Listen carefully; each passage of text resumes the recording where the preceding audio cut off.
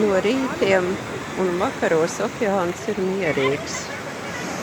Un šeit es pirmo reizi sapratu, kā tas ir, kad saka, ka okeāns elpo. Un pilnīgi tā ir tiešām katras vilnis, šis līganais vilnis kā okeāna elpa.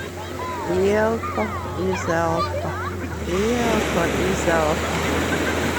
Un tikai pie krasta uzsit ar spēku.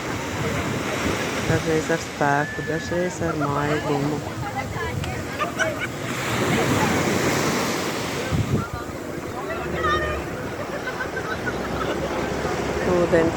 Līganais ūdens spogulis. Tas kāpēc man nāk prātā līganā āra bērzā. Līgans okeāns kā līgans āra bērs.